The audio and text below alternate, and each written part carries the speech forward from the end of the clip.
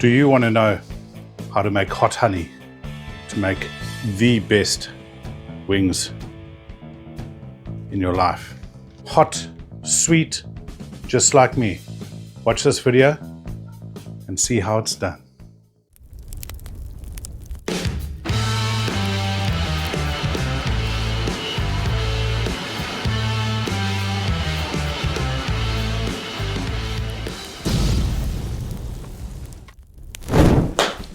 Hi there, I'm Richard. Welcome to Burning Spears. I have such a treat in store for you guys today. So the American or American-esque barbecue world has known about hot honey for a while now. It's been trending of late, that being a year or two ago. I'm just naturally slower on the uptake than most human beings. I've used it a little bit now. This stuff is fantastic. I get the stronger one. There are many varieties out there. It's amazing on pizza. It's next level on pizza. But you can use it on burgers, ribs, vegetables, stir fry, anything that you want. But chicken wings, it is astounding on chicken wings. Fried chicken, amazing. KFC recently did a hot honey chicken burger. So that shows you where we're at with this stuff. Fairly expensive to get. It's imported from the States. Great product, this one. The extra hot. It's a habanero infused honey. So I decided, let me have a look into this and make my own. So I did. The method is super easy. I'm really impressed with the results. Very hot. Probably could have tapered back on the heat a little bit, but it's my own fault, right?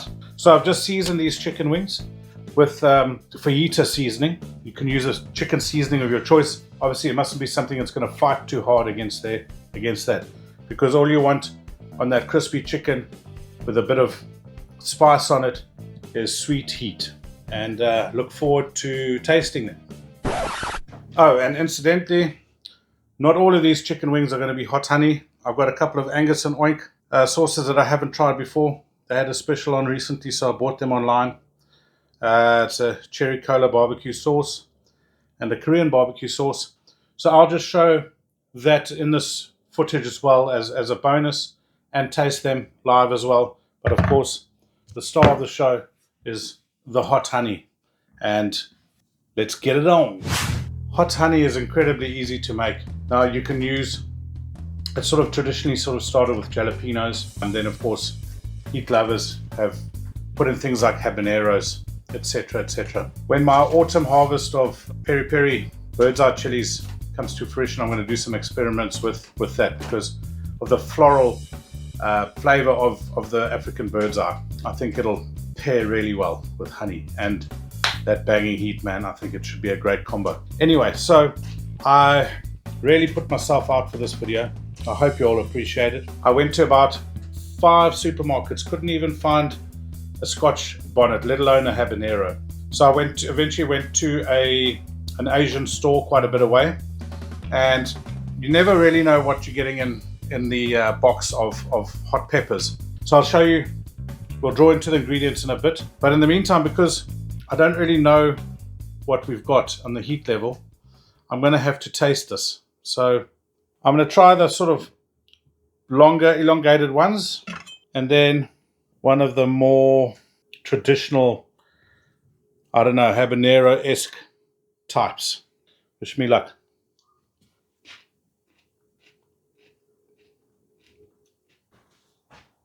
Oh, we are good to go. So this is the brand that I normally buy. It's fairly expensive because it's imported from the States. Habanero infused, extra hot honey. I love its flavor profile, man. Habaneros are amazingly flavorful. The problem is, naturally, honey crystallizes. So you've got to put it in some warm water before, or ruin your bottle by putting it in the microwave just to get it on your wings. So I'm using pure honey and Acacia honey today.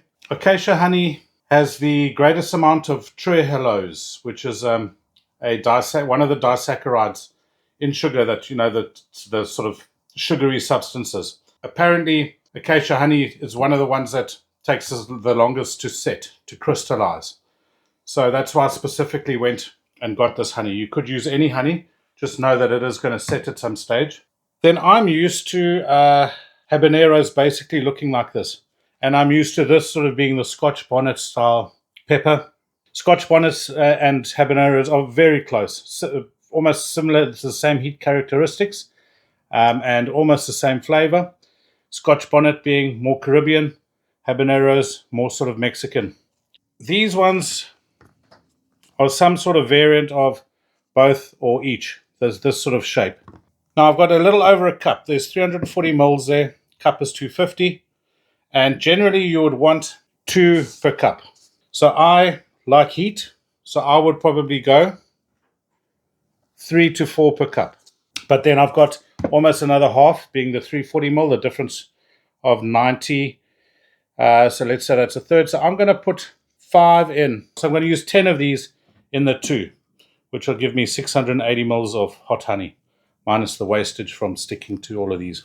And then because I've got to act all hardcore, I'm going to add another one. So I've got 11 there. So wear gloves even when you're destalking, and hope you don't get a puncture that you don't know about, because you'll know about it if you rub your eyes or go to the loo.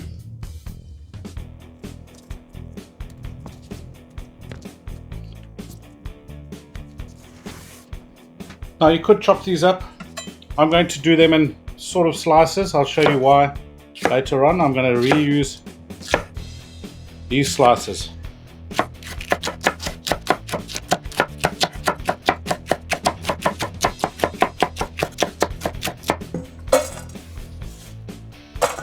Okay, so apart from the ingredients, some people like to add a dash of vinegar or some salt or some garlic powder, but for me, I'm going hot honey in its purest form.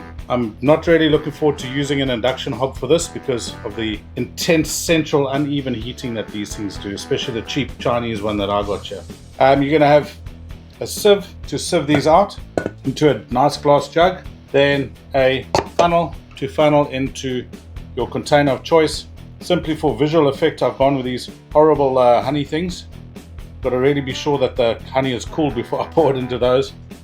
But put it in a nice glass jar, something like that, sterilized of course. Now you really don't want this honey to boil, because that'll break down a lot of the structure. You're already going to destroy quite a bit of honey's inherent goodness by the cooking process. And you could heat your honey up in hot water for 15 minutes to get it nice and loose. I thought I'd done that, but it obviously cooled off a fair bit.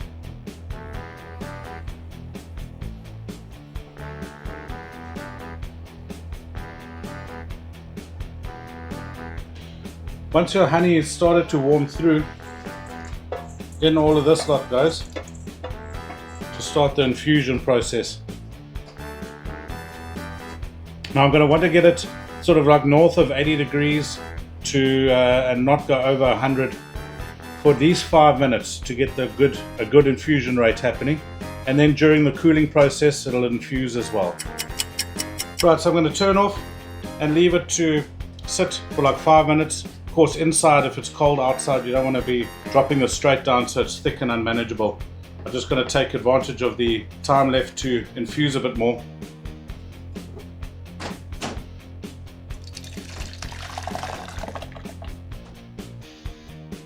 One of the great byproducts of this recipe is your hot pepper candy, or if you use jalapeno, your jalapeno candy.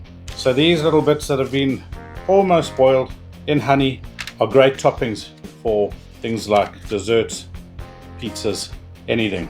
Straight in the mouth even. Okay, I took the organic matter out, or the vegetable matter out of the honey. It contains water and stuff like that. You don't leave it in. It would be at risk of spoiling this product. I could have let it infuse longer. Possibly if I'd utilized less habaneros or Scotch bonnet chili peppers, I would have let it infuse longer. But I've tasted this. I'm happy with the result. During my research, I saw people using dried chili flakes, and they would put them in, and some would leave it in. Some would strain it out like this. So again, your personal preference. I'm still going to do some of those experiments, but this is good enough for me. Really, really happy with the result. I'm going to wait for it to cool before I put it in my cheap plastic bottles. Then we'll get on to making some hot honey chicken wings. Can't wait.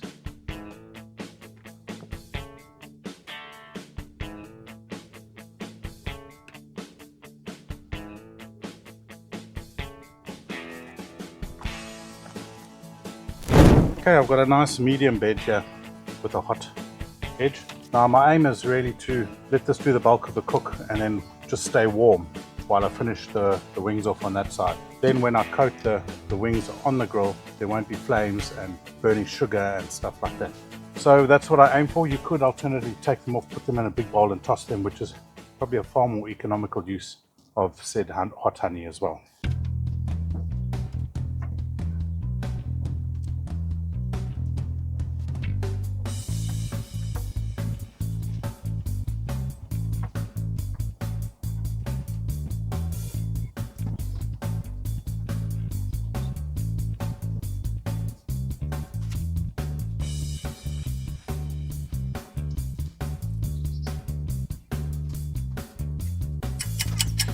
Okay, as mentioned, you could toss them in a bowl with some barbecue sauce, but we're going to do it on the grill, on the braai today, just to allow the sauce to tack off a little bit.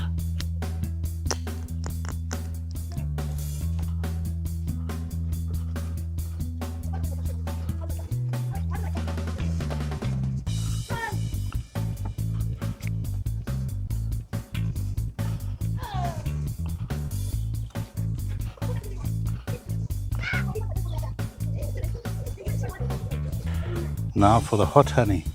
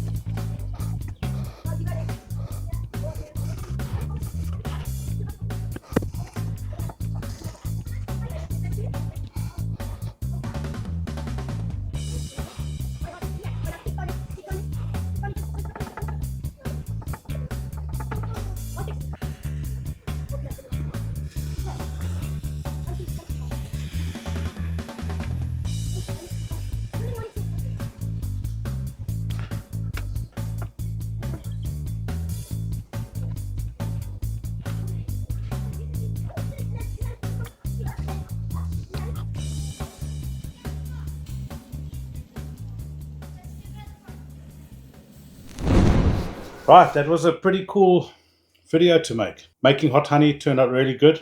Pretty hot. I would say start off with less and check your heat levels out before you go and throw 11 of those puppies in there, but all good. Cheers. Okay, glistening as it would because it's covered in honey. The color is amazing. You take one more photo. So yeah, pretty happy and looking forward to tasting. It's going in.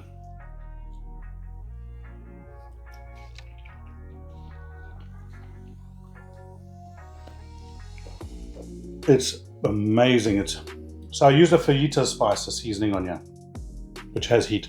Now my mouth is just so warm, so happy. The salt from the seasoning with that sweetness, just providing a beautiful balance with the sweetness just a little bit above.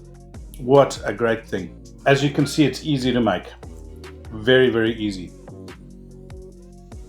So always when using something sugary, it's always good to get your cooking done.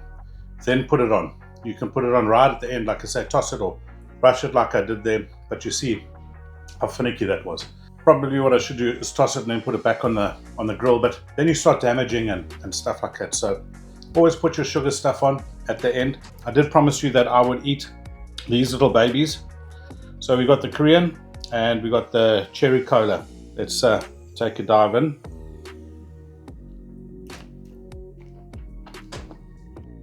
That's a good cherry cola.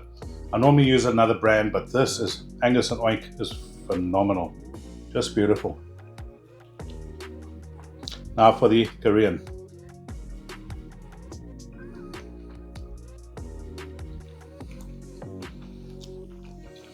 Are you Korean?